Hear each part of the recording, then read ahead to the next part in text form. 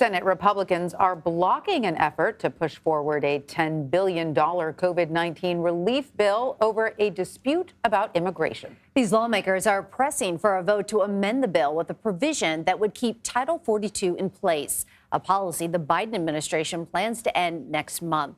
The COVID-19 package would allow the White House to purchase more vaccines and therapeutics, as well as maintain testing capacity and research to continue fighting the virus in the U.S. Most Democrats are seeking to approve the funding by the end of the week. However, multiple Republicans and even some Democrats oppose the administration's decision to let Title 42 expire, leading to a demand for a vote on Title 42 as a condition for passing the COVID-19 bill. Title 42 has allowed U.S. border officials to turn migrants back to their home countries immediately and led to the expulsion of the vast majority of people trying to file asylum claims in the U.S. So joining us now for more on all of this is Caitlin Huey-Burns. She's a political reporter for CBS News. Hi, Caitlin. Great to see you. So can you break down for us the main reasons Republican lawmakers want to protect Title 42 and why the Biden administration intends to end it?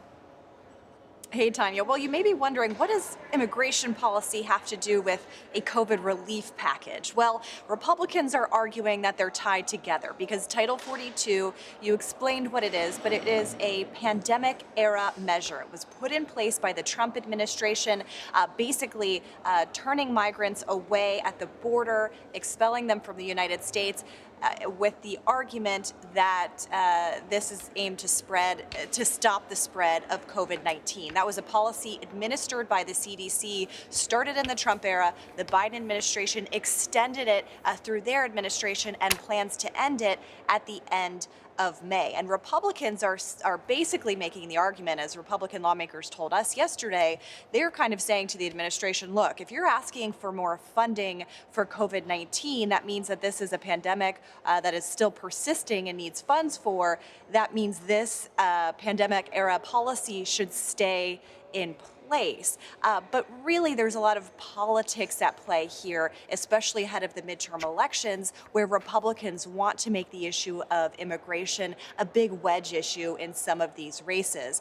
And so that's why they are trying to tie it to COVID-19 funding. The Biden administration, however, has gotten a lot of pressure from Democrats up here on Capitol Hill to end this policy. And so that's kind of why you're seeing a lot of back and forth about this particular measure.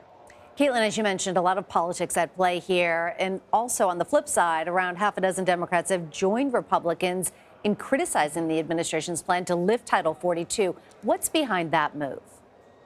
Yeah, that's a really good point, Meg, because you have had some criticisms raised by some Democrats in really tough races running for re-election for the Senate this year, some from border states like Mark Kelly in Arizona, others from red turning purple, Democrats want to hopefully turn blue. States like Georgia, Raphael Warnock, they're asking the administration for what their plans are after the title expires, because there's this argument of, if this expires, what happens to the likely uptick in migration? What are you going to do with all the migrants at the border? So you have a lot of Democrats from, kind of in these vulnerable positions up for re-election, where this figures to be a key issue in their races, asking what the administration is going to do. And that's why Republicans want Congress to take this vote, because they want to squeeze some of these lawmakers, get them on the record on this.